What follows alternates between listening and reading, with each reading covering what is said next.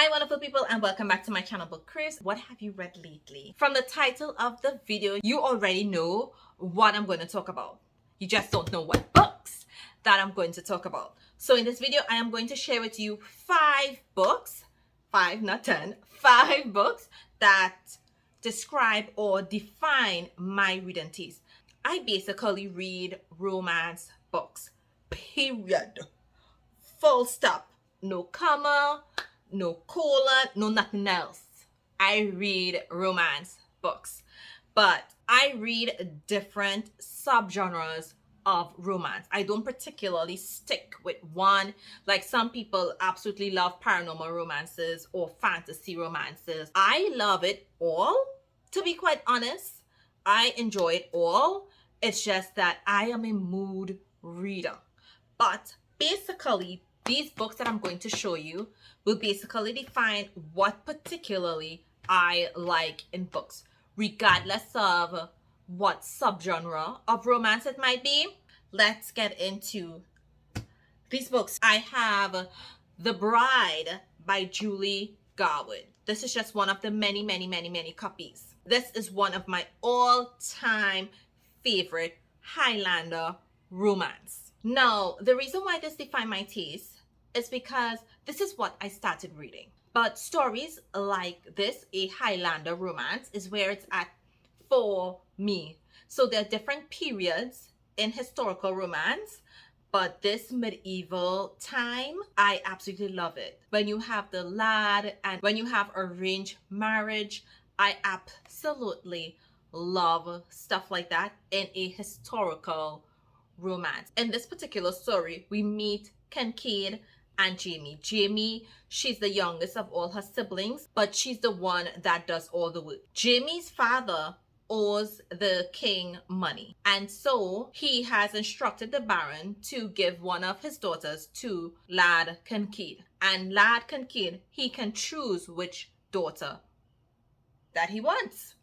So he goes there and he sees all the sisters and he sees that Jamie's doing all the work. Like, she has such a strong spirit, and he immediately is gravitated towards her. There's so much mystery in this, suspense in this. Kincaid, he doesn't want to fall in love again. Like, he doesn't want to feel emotions. He doesn't want anything. He just want to have a wife for having a wife's sake because the king forced him to have a wife. Eventually, she makes him fall, and I love that. But more importantly, this defined my reading taste because I will always and forever love Highlander romances. Forever. Even if you time travel back to medieval times where there are Highlanders in Scotland. And I will read it because I love Highlanders. Another book that defines my taste in romances is this one, The Wreckage of Us by Brittainy. Now, in this book, it is devastating. I love emotionally devastating stories. But I also love stories where there's healing. Regardless of what the hero or the heroine goes through, traumatic events, whatever happened in the past, whatever they're going through now, once there's healing taking place, I will read it. Some people don't like to read books where it's devastating, where it's too emotional and you could probably cry, but give that to me. Give that to me. I want it. I want to cry, because you know what? That means the writing is so good that I can empathize with the characters. So as they go through stuff, I can also go through stuff. And not a lot of authors can pull that out. Not a lot of authors can achieve that. But Brittainy, she can more than do it. I've cried while reading a couple of her books, like Snot Everything.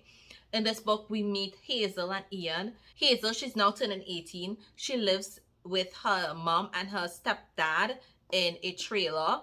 As soon as she turns 18, they throw her out. She happens to find a job on a farm, but she has to squat. Ian doesn't like her because her family or her stepdad and mom are associated with drugs, and he believes that she's the cause of all his abandonment issues because his mom went on drugs and abandoned him.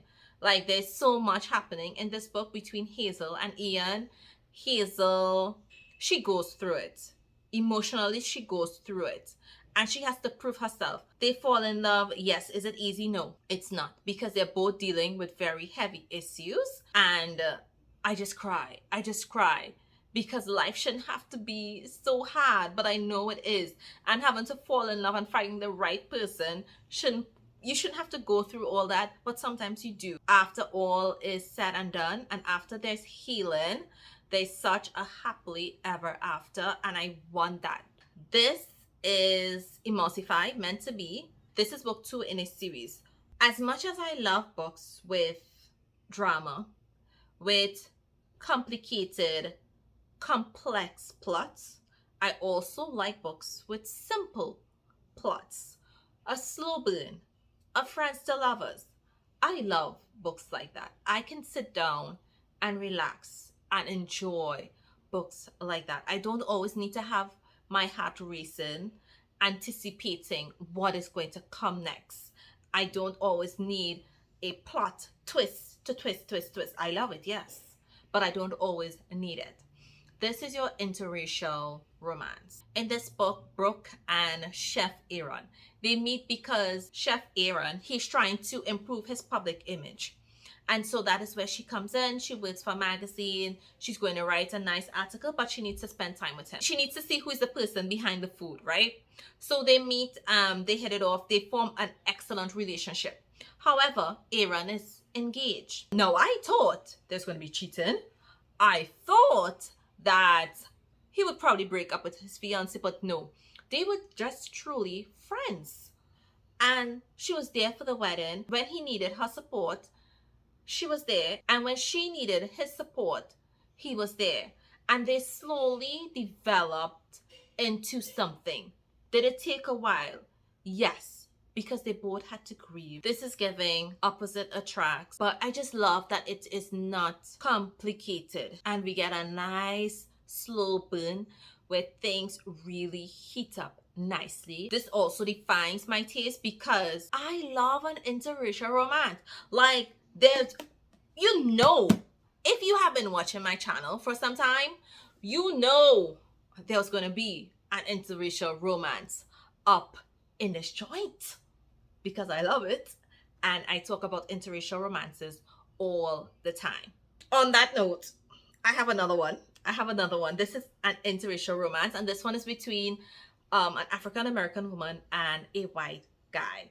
Now this defines my taste. Y'all know I like dark books. I love dark romances, but that is not all that I like. Okay, like, I talk about dark romances a lot, but you are getting to see the other side of me today. Yes, the other books weren't dark. This one is dark.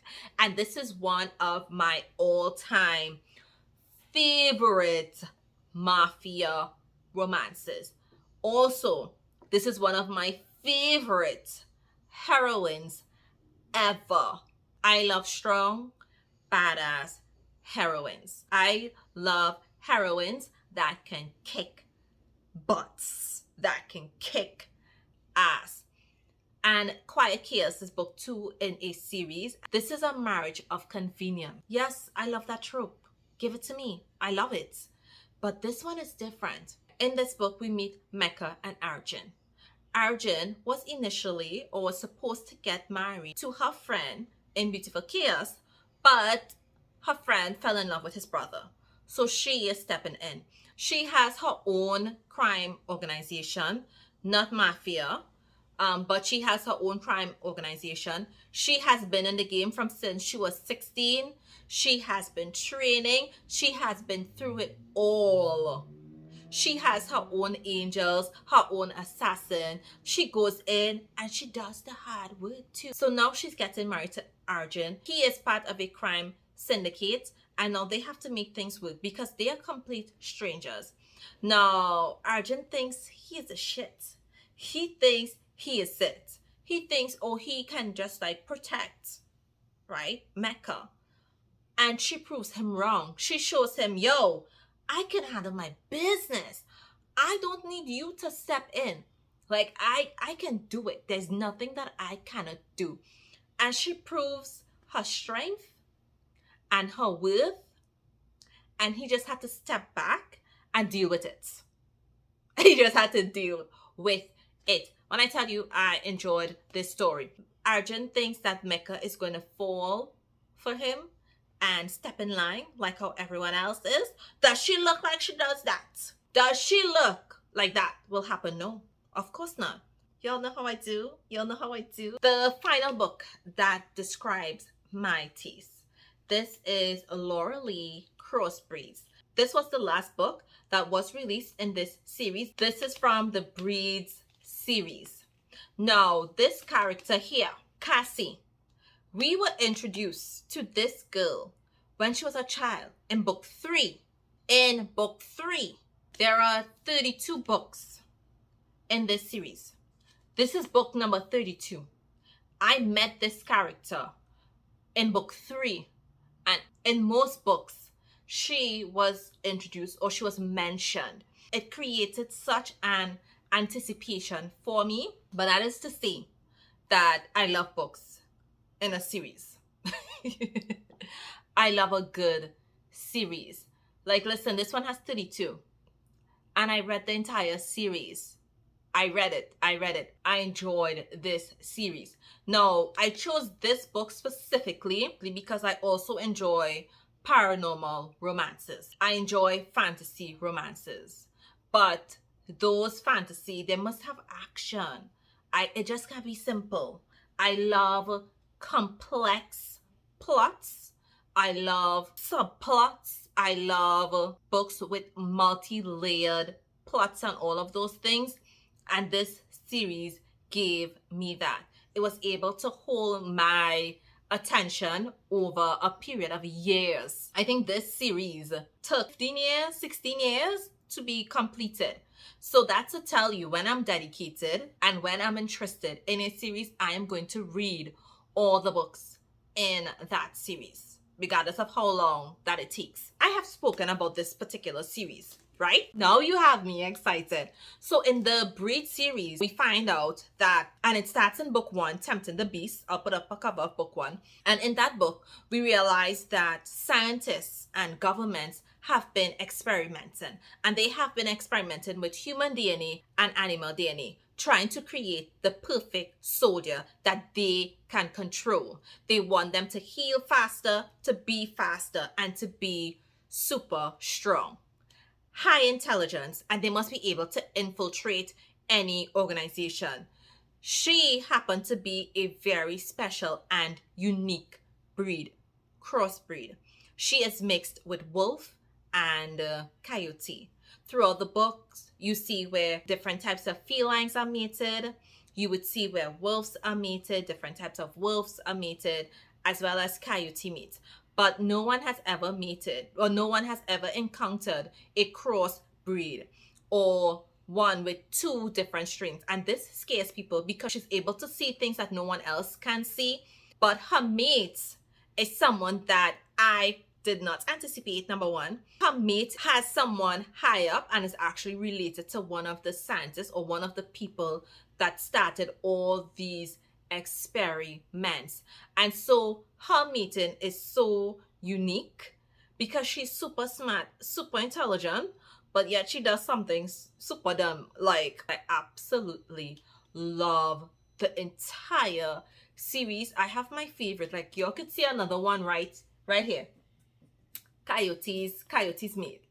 Another one right here. When I tell you, and I have some others somewhere, but when I tell you, I absolutely love it. And I needed to get this particular book in a hardcover because how could I not get Cassie? Like, Cassie, she's an epic character. But yes, so this really and truly defined my taste in reading. Like, the writing is spot on. It is complex. It is entertaining. There is action. There is spice. Absolutely love the spice in this entire series. Love the spice. Love books with mating. Love books with supernatural, paranormal characters. So yes, this defines my taste. Together, this defines me as a reader, a romance reader, and what I enjoy in romance books. I am also a mood reader. Books similar to these are what I devour. I absolutely enjoy historical romances, but I also love contemporary and I love fantasy paranormal romances. If you'd like me to do an updated video with my current favorite tropes, let me know in the comment section down below. And if you have read any of these books, let me know. Like, every single one of these books are a favorite of mine. This is one of my favorite historical. This one is one of my favorite interracial mafia romance. Absolutely one of my favorite series. So thank you so much for watching, and look out until I post another one.